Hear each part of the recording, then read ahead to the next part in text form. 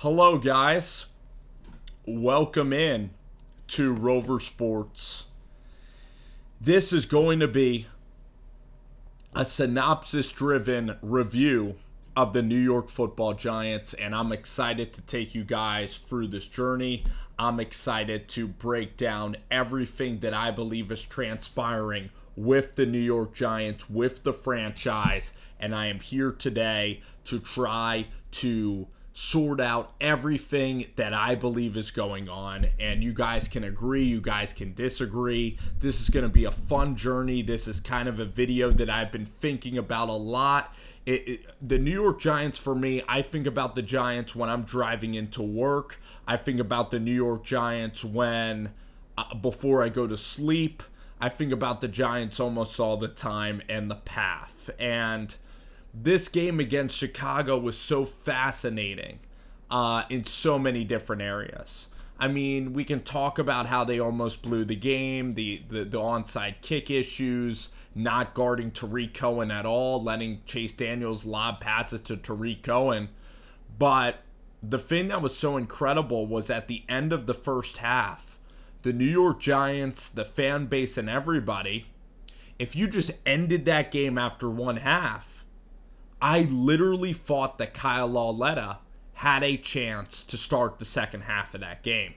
Say Saquon Barkley got bottled up and it was 14-7. And Eli Manning went into the locker room to a parade of boos. Kyle Lauletta might have seen the field in the second half.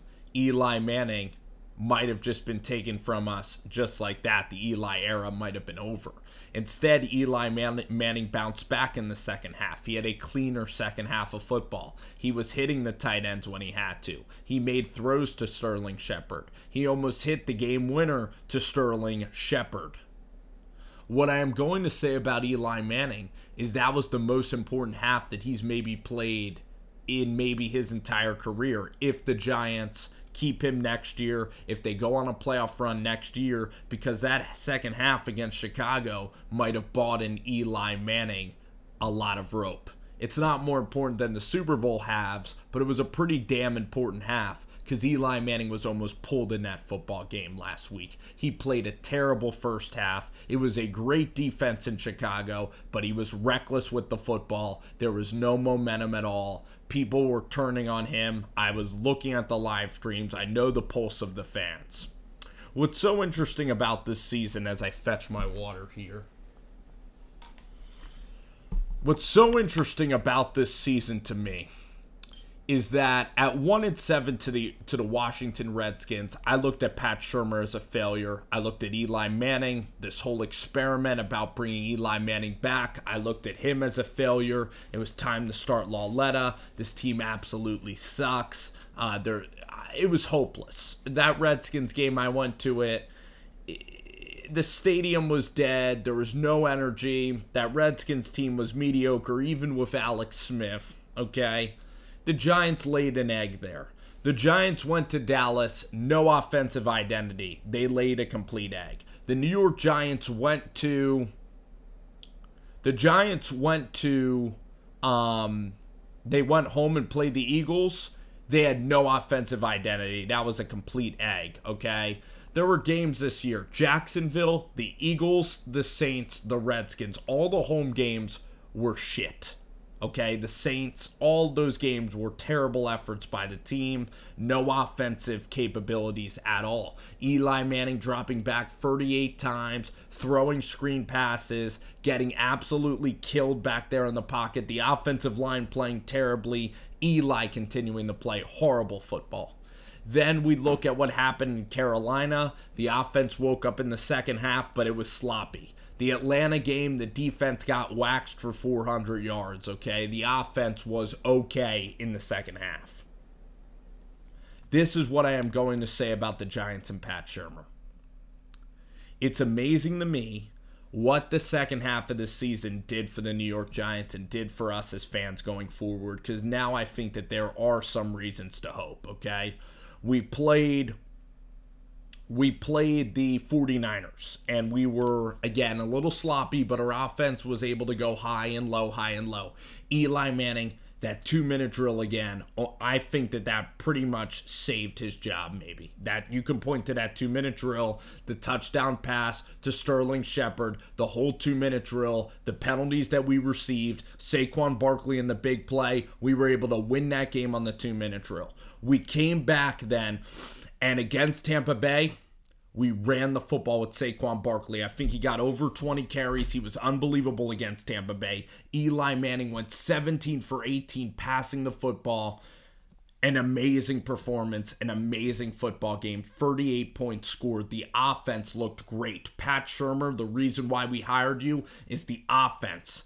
The offense to score 30 points against Chicago, against a great defense, to drive down in that game, in overtime against that defense, and even drive to a point where we're throwing into the end zone with a chance to win. We wore down a great defensive line. Khalil Mack, Akeem Hicks, Roquan Smith, the linebacker Lorenzo Floyd, or I don't even know if it's Lorenzo Floyd. It's something from Georgia. I know his name. Leonard Floyd, maybe. How about that? Maybe that's the answer. Eddie Jackson, Kyle Fuller. These cornerbacks are sharks in the water. That's why Eli Manning got duped into that interception. Eddie Jackson is probably the most valuable player on defense in the entire league. He changes how people throw the ball. And we put up 30 points against those guys, and here's the reason why. The play calling between the bye week and after the bye week is night and day.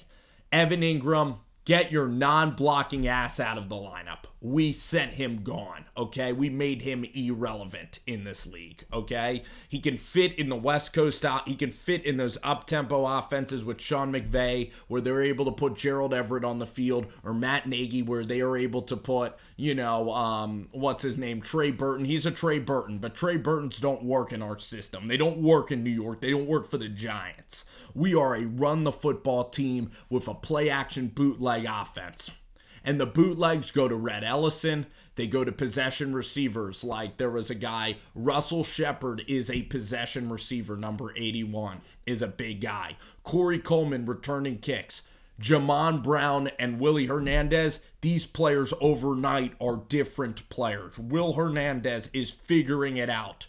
Saquon, Hernandez, Jamon Brown, Nate Solder. Those three guys are figuring it out. Pat Shurmur had Eli throwing 40 times. Now Eli has a concise script. We now have our formula to win. Out of the first 8 games, we were a chicken with its head cut off. We had no idea what the hell we were doing. Shurmur had no idea what we were doing. Odell was doing that interview with Josina Anderson. We were getting debates who we should bring in to replace Eli. Everybody under the sun, from Manziel to Kaepernick to everybody, was getting debated on who's going to unlock this offense. How is this offense going to be unlocked? And the answer was in our hands the whole time. It was running the football. I did not imagine Saquon Barkley. I imagined he would be good. I never saw him being the savior of this franchise. And if the Giants are going to win a Super Bowl, it's going to be because of Saquon Barkley. He's going to win the MVP. If the Giants are going to make a run next year at anything, it's going to be Saquon Barkley getting 28 carries. It's going to be Eli or the rookie or Bridgewater.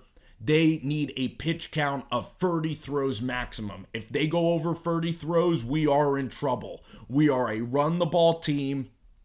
We need to be like Jacksonville last year, where we have a better running back than Jacksonville. We play pretty good defense, and where our running back is absolutely spectacular. And we win games 21-17. We win games ugly. I would sign up for that formula.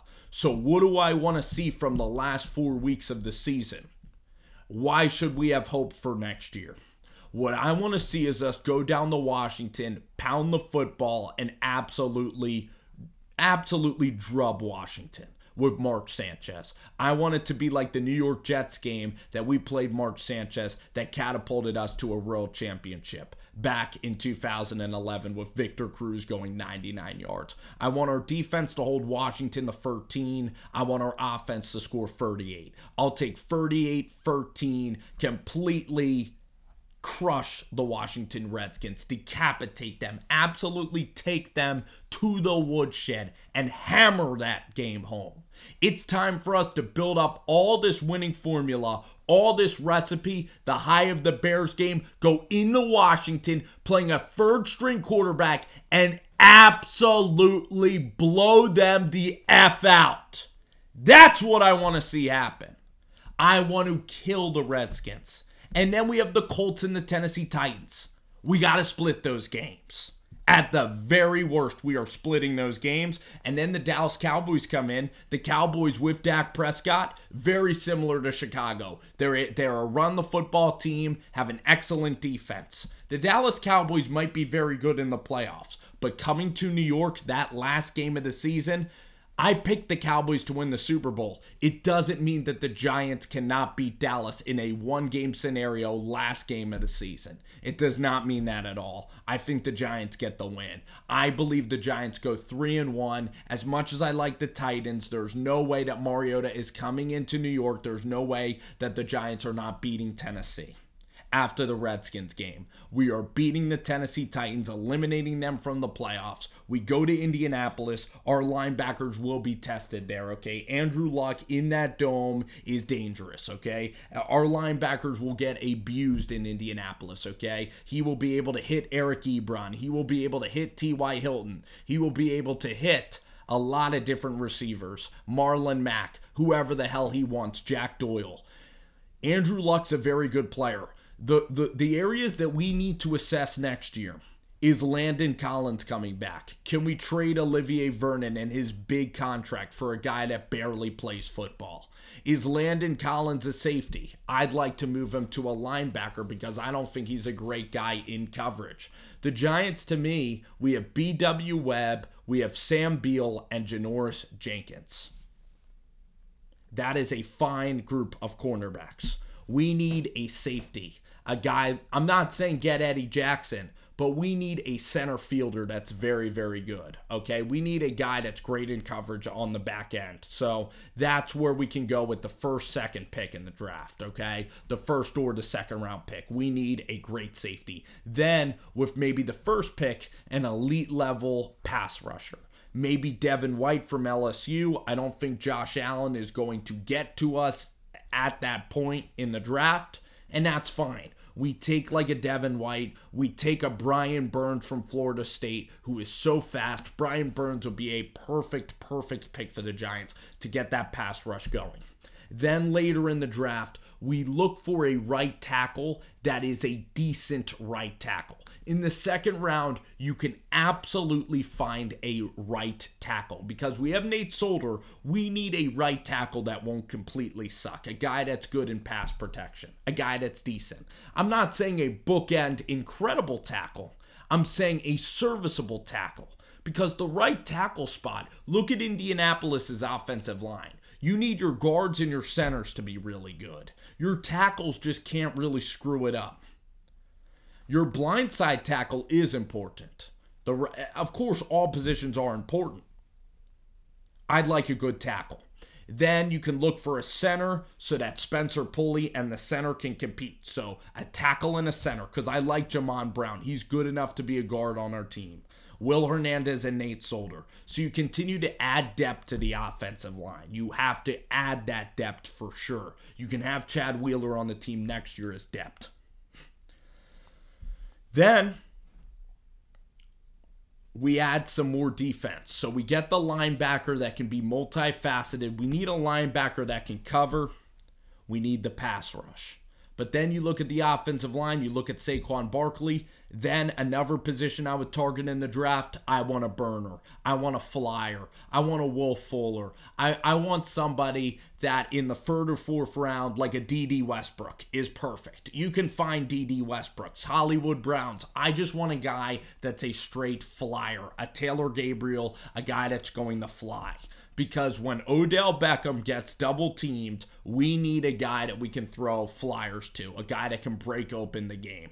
Okay, we need that from the receiver position. We align them with Corey Coleman, then we're fine. Because then Sterling can work in the slot, do what he does, get big time catches for us.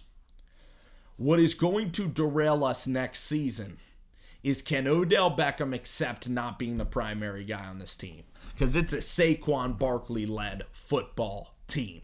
I believe that. I believe that unequivocally. Saquon Barkley is the guy next year.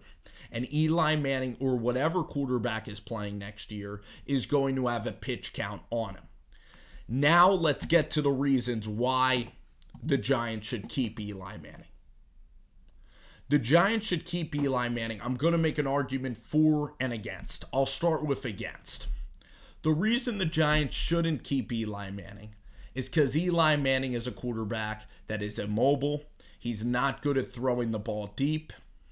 Eli has made costly turnovers. Odell Beckham is tired of him. The Giants fans are tired of defending Eli Manning. He is not very good when the offense needs him. When the offense needs to lead upon him, he is not very good. He makes too much money, too much controversy. This locker room does not react to Eli Manning well. And another argument I can make for getting rid of Eli Manning, and this is again, I'm going to fight this back with my personal opinion. So this is why you shouldn't keep Eli Manning. Eli Manning is slow. This offensive line is still not a great offensive line. Teams are going to pressure and blitz Eli Manning. Eli Manning is going to get another year older than he already is. He will not make it through a full season. And if Dwayne Haskins is there when the Giants are picking, we can take Dwayne Haskins. Here's the other argument. This is the argument to keep Eli Manning. Eli Manning, this is kind of where I'm leaning. This argument, okay? Analyze the two arguments. Which boat are you on? I'm going to lay out the two arguments and then we decide. This is the argument to keep Eli Manning. Eli Manning can be a Blake Bortles. Eli Manning can manage a game. He won in 2007 with Michael Strahan by not turning the ball over. The Eli Manning that went to Dallas to beat the Cowboys and Tony Romo threw 2 touchdowns, no interceptions, only threw the ball 24 times, I believe, that day. Maybe even less. We relied on Jacobs, Ahmad Bradshaw, and a very good defensive effort in the second half. A bend, not break approach to Tony Romo, Witten, Miles Austin. No, Terry Glenn, that Cowboys team. Patrick Creighton, who famously did not run the route out for them. 2007 Eli can come full circle. 2007 Eli was a guy that played his best on a pitch count. If Eli throws the ball 25 times a game, we know that Eli Manning will be able to play action pass. We know that Eli Manning, if he beats the Redskins badly, if Eli beats the Titans, if we beat the Colts, beat the Cowboys, if we go 4-0 with this Eli Manning throwing the ball 25 times, we know we got the ringer. Here's the next point. I believe this sincerely. A rookie quarterback or Teddy Bridgewater or a free agent is never going to be as clutch as Eli Manning in the playoffs. Eli Manning has captained championship ships before. Eli Manning, if we win the NFC East with Eli Manning, he knows how to win a Super Bowl. He knows how to win big games. He knows how to manufacture and game manage a game. He did that in 2007 perfectly. In 2011, he needed to take on more of a bigger role, like hitting Hakeem Nicks against the Falcons, like the Hail Mary against the Green Bay Packers, like the final drive where we needed a very good game and all those points. I think we might have scored, how many points did we score in that game to beat the Patriots? 21 points we needed to score, which back then wasn't anything to scoff at. Back then, it was we won that game, I know, by 4 points. We scored a decent amount of points that day to beat the Patriots. A lot of good drives were had by Eli in 2011. But 2007 Eli with Kevin Gilbride, the play action pass Eli, Manning knows coverages now. He's older. He's more seasoned. He's seen everything before. If you go 4-0 with Eli Manning, we kill the Redskins. We beat the Titans decisively. We beat the Colts and the Cowboys. This is the barometer. If Eli plays well these final games, it's time to keep Eli Manning for next year. And guess what? In the first round, we will then be picking in the top 15 in the draft. Dwayne Haskins is a great, great quarterback. Eli Manning can have 1 year before Dwayne Haskins steps on the field. So no matter what, you get the rookie quarterback. You maybe bring in a free agent quarterback. So then you check it. If Eli Manning and this team next year starts out 1-4, Eli's gone. Or this is what happens. Manning and the Giants go on a Super Bowl run. This would be the greatest thing to happen. Eli gets a first championship. The next year, it's a passing of the torch to the rookie quarterback. Eli retires a champion. Eli is a top 10 quarterback of all time. Our dream is made next year. Here's my expectations for next year. My expectations are, again, for the final 4 games, I laid out everything. The reason we could possibly contend for the NFC East, what I want next year, the baseline, what I want next year is not 1-7. I want us to be in the hunt all year. I don't want us ever to go 3 games under 500 next year. I want us to be coasting at a good level the entire year. I would like an 11-win season. That would be a wonderful dream season because 11 wins assures you a playoff spot in the NFL. Probably 11 or 12. If 12 is needed, we get 12. I don't want to be 11-5 Matt Castle. I want a playoff bid next year. That's what I want. I expect a playoff bid. If we lose in the playoffs, we lose. But with Eli Manning, I want a playoff bid. And again, my floor of the expectations is that we are in the hunt, is that we don't go worse than 7-9 and 8-8 next year. If Dwayne Haskins is there when we are drafting, we absolutely take Dwayne Haskins. He is way too freaking good. He is a great quarterback prospect. He's a New Jersey kid. He has proven it at Ohio State at a big time level. If the asking price is too high, I don't know if we should mortgage the future of picks to move up to get Dwayne Haskins. I just don't know. I would almost rather relay it onto Tua or somebody else, if that makes sense, because we are in a spot right now where if we go out and do what I expect to do, we are a retooling team. Retool, not rebuild. I am not going to say next year that the Giants, my personal expectations for the Giants next year are playoffs, but I am not going to go on here guaranteeing that we're going to win the division. I've been let down way too many times. I have PTSD from predicting the Giants to win.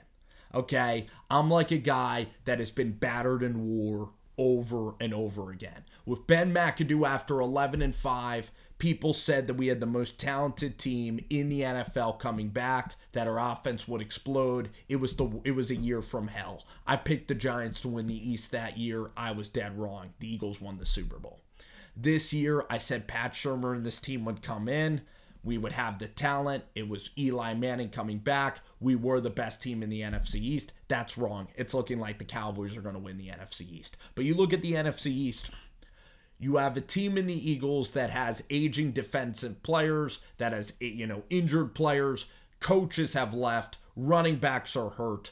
Offensive identity in question. They throw it too much. Again, the allure is off of Doug Peterson. The Redskins, they don't know who their starting quarterback is. Their roster's not that good anyway. Their coach is not very good. I'm not worried about the Redskins. The Dallas Cowboys, even if the Cowboys win a Super Bowl, they are not a dynasty by any means. Look at Jacksonville this year, okay? Jacksonville had a great defense, okay? And they had a great season. The Dallas Cowboys this year, I predicted them to win the Super Bowl. Even if the Cowboys win the Super Bowl, the Giants can still beat Dallas in the division next year. 1 year does not parlay into the next. The Dallas Cowboys are not becoming a dynasty in the NFL. Not with Dak Prescott, not with Jason Garrett, okay? They are not a sustainable franchise where they're like the Patriots or the Steelers, where they will win the division for years and years and years. They're not that good. They're not even like Andy Reid in Kansas City. They are not a good regular season team, and they are not a reliable team. No one in the NFC East is reliable year in and year out. That is why the Giants have an opportunity in the NFC East. The Giants also play the AFC East next year. We play the NFC North, which features the Lions, which features a team in Chicago that we already beat, which features a Green Bay team with a new head coach and Aaron Rodgers, and a Vikings team that could very well be dipping from their ceiling, which was a couple of years ago. What I'm saying to you guys is I'm not promising that we're going to win the NFC East. But if Saquon Barkley runs the ball over 20 times, Eli Manning has a pitch count, we own the time of possession, and we get a pass rusher next year and a linebacker, we have the formula to be an elite team in the NFC. We could be the Chicago Bears in 1 year. And the thing that's amazing to me is that 4 weeks ago, I never thought I would say that the New York Giants next year could definitely be a playoff team with Pat Shurmur. Shurmur has proven to me in these next few weeks that he could be the guy. Eli has proven to me that I need to wait on replacing him, and I need to give him at least the rest of the season and all these games to figure it out. It's very important for the Giants to go out there and hammer the Redskins. It's important for morale and team building. Eli Manning, if he goes 3-1, I believe that the fan base is going to want Eli back. That doesn't mean that you don't have to draft Dwayne Haskins or a free agent either. You can get Teddy Bridgewater next year. You can bring him in as a backup plan. You can have a good rookie quarterback. I don't care. You can draft Justin Herbert, who, by the way, is not the quarterback that everybody thought he was just 5 weeks ago. He's more looking like Trubisky. Justin Herbert could slide to the 8th slot. We could give away a first-round pick and get a Justin Herbert as a backup plan. This is Saquon Barkley's show. That's the bottom line. Odell is going to be a guy that's going to be used time in, time out. Meaning Odell will sometimes have huge games depending on how defenses play us. It is run the football all day long with the offensive line, and then it's play action long ball. Play action. It is a run-first offense. At the beginning of the year, our offensive line was so terrible, we had no continuity. The offensive line played terrible, and Shurmur called terrible, that when we ran the ball, we were getting stuffed every single time. It was 2nd and 9, 2nd and 8, 2nd and 11, 2nd and 12, 2nd and 10. Now when we run the ball, we are getting 2nd and 7s, 2nd and 5s, 2nd and 4s. It's because of Jamon Brown. It's because we are practicing better. We are figuring it out. The formula, we figured out the formula. At least that's what I think. The Redskins game, will this formula work? Will it work versus a Tennessee Titans team that's competing for the playoffs? Will this formula work against the Colts defense? Will it work in the last week of the season against Dallas? That Bears game against that Bears defense, it showed us that we might have a formula. There might be hope for the New York Giants. That's big picture, guys. That's the big picture. Let me know what you think. I'm sure Giants fans will have stuff to comment on. I appreciate you watching this video. It's a lot of fun doing a deep dive. I think about this stuff all the time, and it's fun to put it on paper, or it's fun to put it on a video. I'm sure I even miss some things that I think about all the time. Anyway, thank you guys for watching this video. It was a 30-minute podcast and I hope you guys enjoyed the heck out of it. Take care and thank you.